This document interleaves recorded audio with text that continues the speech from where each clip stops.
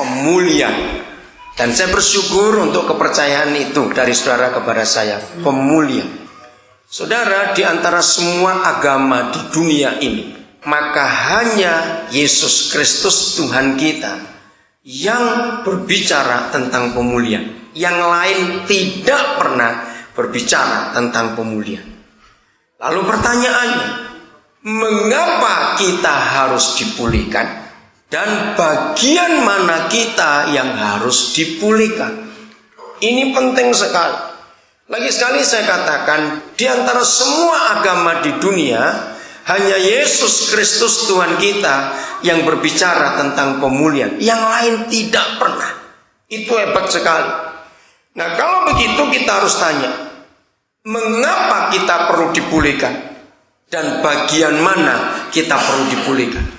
Kalau ada kata dipulihkan, berarti ada dua peristiwa yang terjadi lebih dulu. Nomor satu, orang itu secara umumnya dia itu tadinya sempurna, baik, tiba-tiba rusak.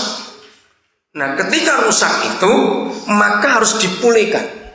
Nah, kata dipulihkan itu dikembalikan ke bentuk asal. Recover, ada kata itu, dipulihkan. Dan itu hanya Alkitab yang berbicara, luar biasa. Saudara, mengapa harus manusia dipulihkan? Malaikat tidak pernah dipulihkan. Maka itu begitu mereka jatuh, habis sudah. Tuhan tidak akan pernah merencanakan memulihkan Lucifer dengan anak buahnya. Itu enggak. Hanya manusia yang perlu dipulihkan. Bahkan binatang juga itu enggak perlu dipulihkan, sebab mereka tidak pernah mengalami kerusakan. Nah, ini bedanya antara malaikat yang jatuh dengan binatang. Kalau malaikat yang jatuh tidak bisa dipulihkan. Kalau binatang tidak perlu dipulihkan karena memang mereka tidak pernah rusak. Hanya manusia yang perlu dipulihkan. Mengapa? Ini yang luar biasa. Mari kita lihat Kejadian 1:26, ayat yang terkenal, tapi ini jadi acuan dalam kehidupan kita. Kejadian 1 ayat 26. Kita kan melihat posisi keadaan kita yang pertama kali ketika kita belum ada di dunia ini, tapi kita sudah ada di hadapan Bapa di surga di dalam kekekalan. Dahsyat.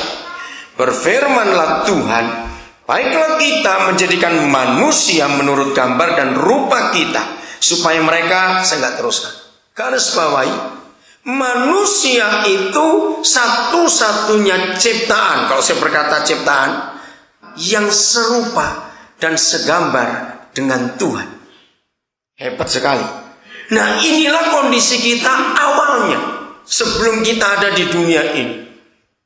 Mazmur pasal 8. Kita akan melihat dahsyat sekali siapa kita. Wih, kalau lihat ayat-ayat ini saudara, saya kagum, kita harus kagum bagaimana Tuhan. Apakah manusia sehingga engkau mengingat, ayat berapa itu? Oh 5, oke 5 ya, maaf. Apakah manusia sehingga engkau mengingatnya? Apakah anak manusia sehingga engkau mengindahkannya? Inilah kerusakan yang terjadi dalam hidup kita, hancur. Oke? Lihat ya, saya ulangi lagi Mazmur 8 ayat yang kelima. Apakah manusia sehingga engkau mengingatnya? Apakah anak manusia sehingga engkau mengindahkannya? Inilah kehancuran kita, saudara, ketika jatuh dalam dosa. Dan Bapa merindukan sangat kita dipulihkan. Lihat ayat yang ke-6. Namun, nah ini sasaran pemulihan. Papa tahu kita sudah hancur karena dosa. Dia tahu kehidupan kita sudah rusak. Namun, artinya walaupun kita sudah hancur. Nah ini bedanya dengan Lucifer. Mereka hancur, Tuhan gak bisa buat apa-apa. Tapi manusia hancur, masih ada harapan. Saya kagum, kita harus kagum dengan konsep ini.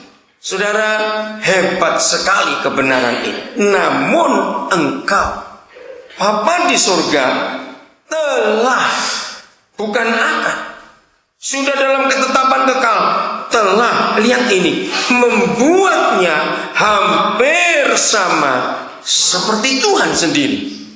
Hampir sama. Saudara, Inilah sasaran pemulihan itu. Lihat kalimat berikut. Dan telah, bukan akan lagi, memakotainya. Inilah supaya cepat. Apa bedanya diberi topi dan diberi mahkota? Ayo coba jawab. Ayo cepetan. Apa bedanya diberi topi dan diberi mahkota? Apanya? Kemuliaannya beda. Bedanya gimana? Cepat, yang lain.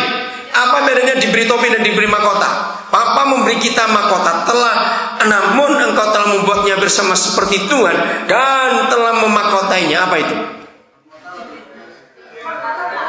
Mahkota apa? Untuk raja. Iya, kalau topi untuk panas. Dah itu aja jawabannya. Oke. Jadi kita ini diberi otoritas sebagai raja, hampir seperti Tuhan sendiri, dan telah memahkotanya dengan kemuliaan dan hormat. Itulah kita. Mazmur 139. Mari kita lihat waktu kita masih dalam kandungan mama, apa yang Papa buat atas kita. Jadi sebelum kita bicara tentang kemuliaannya itu sendiri, maka kita harus tahu dulunya kita itu seperti apa. Nah, kalau kita nggak pernah tahu dulunya seperti apa, maka itu banyak khotbah pemulihan yang dengar tidur. Saya banyak dengar khotbah tentang pemulihan, tapi maaf, sedikit sekali hamba Tuhan yang memulai dari awalnya. Kita itu bagaimana posisi awalnya? Dahsyat sekali. Mazmur 139. Nah, mudah-mudahan saya memakai kalimat manusia. Mudah-mudahan setelah saudara mendengar tentang posisi kita semula, baik sebelum kita jatuh dalam dosa. Mazmur 8 itu adalah setelah kita jatuh dalam dosa, Papa tetap mau memulihkan kita. Mudah-mudahan kalau sebagai bahasa manusia, saudara punya kerinduan yang besar untuk mencapai ke situ. Betul tidak, saudara? Ada yang luar biasa. Bayangkan, misalnya semua kita diberi formula, diberi cara, beling bisa jadi berlian. Ayo, mau tidak? Cepet deh. Mau. Beling jadi berlian. Nah, itulah proses pemulihan sebetulnya. Tapi kalau kita nggak tahu berapa nilai berlian, ya kita nggak pernah pusing dengan beling-beling itu tadi.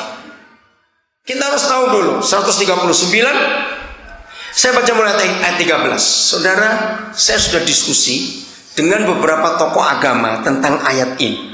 Ya, ayat 13 sampai 18.